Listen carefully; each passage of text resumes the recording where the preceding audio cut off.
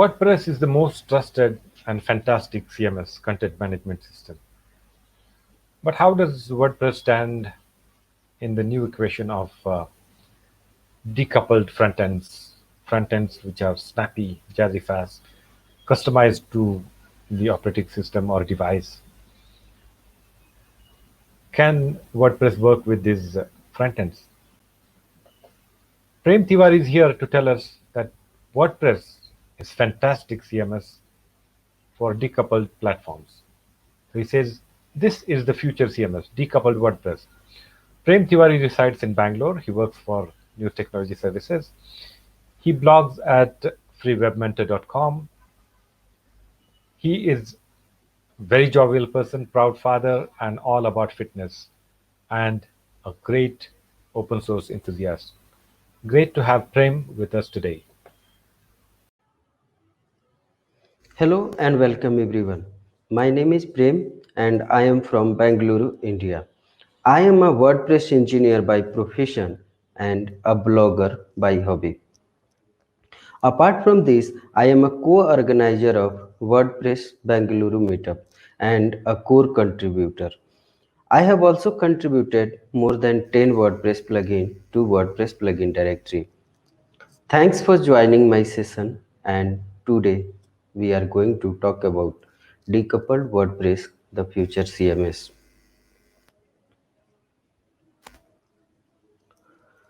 Before we jump on the decoupled WordPress, let's see what is WordPress.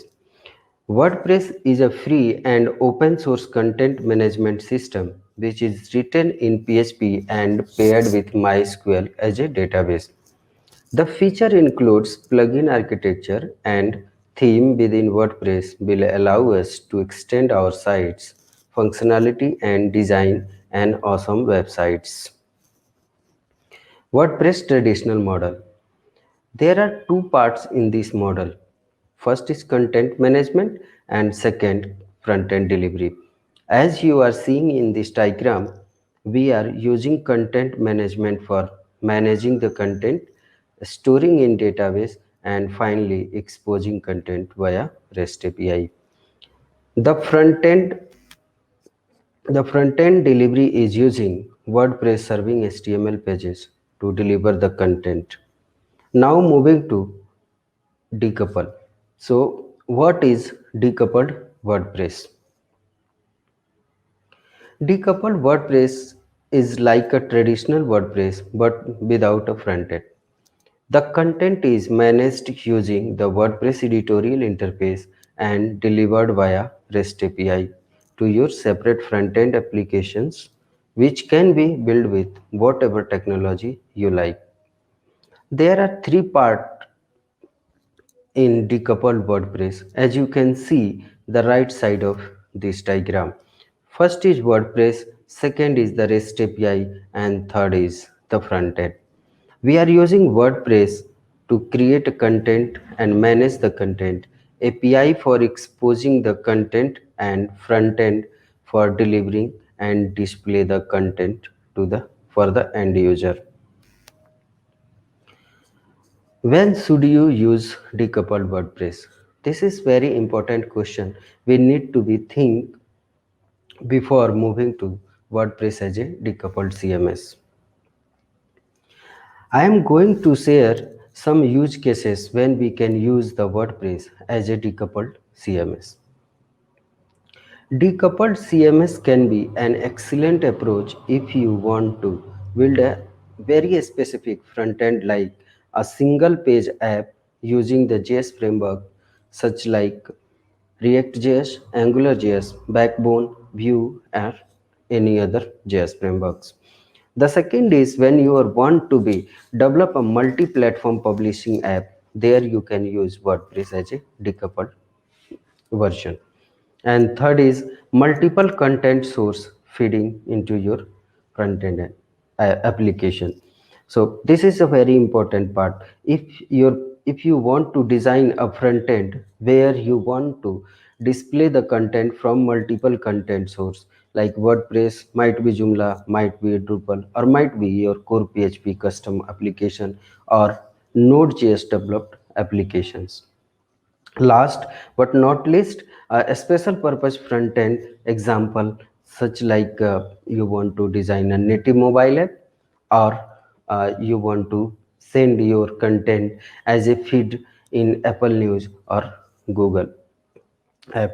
So in these conditions, or in these cases, you can use WordPress as a decoupled CMS. Now we are moving to some common decoupled model. Here I am going to share what is common decoupled model for WordPress CMS. All in one. Second is external front end, and third is content hub. Let's see with the first model, all in one model. So in this model there are two parts. As you can see in this diagram, we are using WordPress for managing the content, storing the content in database, and exposing the content via REST API. WordPress serves a single page application using the JS framework such as AngularJS, Backbone.js, React.js, or whatever JS framework you like. Here is an example of website which is built with all-in-one model. So in this example, you can see this Quartz website is based on the all-in-one model. The second, external front-end model.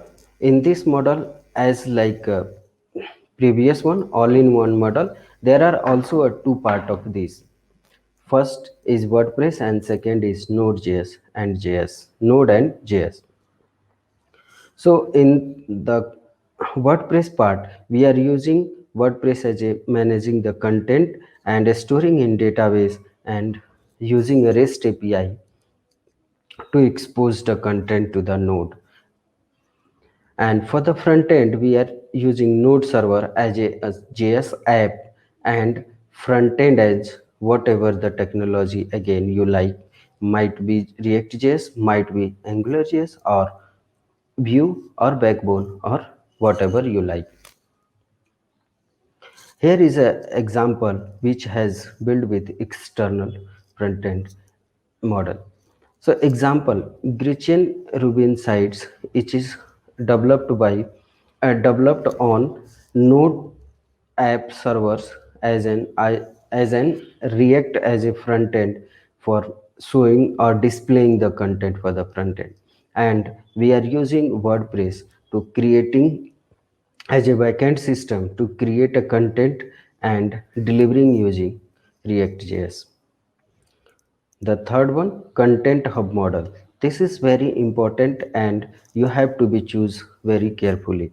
As I told, if you are thinking your content is coming from different model, like other content source, content creation and management, these other source might be your custom WordPress, custom PHP applications, or node applications, or might be the application earlier which you are using, might be Drupal, Method, Joomla, or anyone.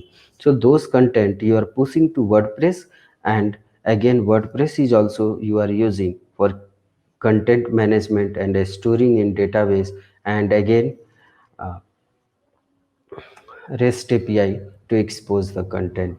And from this hub, content management with this hub, we are exposing, as we are exposing the content via REST API, it will goes to different front end. Like a front end delivery might be your website, or Apple News, or Google News, or Facebook instant article, or mobile app, or other content destination. As I told, might be Apple News, or Google News, or might be Facebook instant article. So now we are going to discuss some consideration before using WordPress as a decoupled CMS. So first is what driving the decision. You have to be think what is your requirement which is driving the decision to move WordPress as a headless CMS. And the second, do the benefit outweigh the additional complexity. This is an important point you have to be think. do do the benefit which you are going to use WordPress as a headless or decoupled version, it is going to add additional complexity, like you have to be trained your team, or you have to be hire some front end employee from market. Third is content preview. This is very important part, where in the default WordPress content preview will be automatically with the traditional WordPress. So whenever you are writing or creating content in WordPress backend, then you can see the preview how your content will look like when it will go to the public, or when you are publishing that content to the preview. So when you are designing in the single front end or different front end, and you are not using WordPress front end serving pages, then you have to be think how you are going to be manage the content previews before publishing. And caching, this is again WordPress gives default some level of caching feature for front end. So again you have to be think about your own caching mechanism for your front end.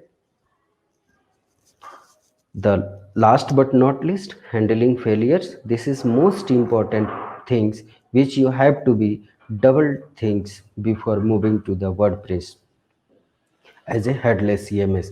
Handling failures. So here let me share one example. If your team has developed a feature and deploy on your production server, and some error has occurred or some conflict has occurred on your production server, and suddenly it has produced the fatal error, which is a stop REST API to exposing the content for your front end. In this case, your front end will be contentless. So if at the same time, if any visitor will come on your website, your it will break your trust, customer trust, and the reputation between users. So before moving to WordPress using as a headless, you have to be think about how you are going to be handling failures. Further readings. So here I am suggesting, before moving to WordPress as a headless CMS, you should read the WordPress official guide for the REST API, where you can explore how REST API is working for WordPress for your website, and what is the fields and what is the data by default WordPress provides with the REST API. And second, how you can create a WordPress headless or decoupled WordPress with React.js as a front end. And third, this is very important and very detailed documentation written by WordPress VIP, the 5 myth about decoupled WordPress using as a CMS. Thank you. So if you have any question, feel free to ask me. Thank you again for joining the WordCamp India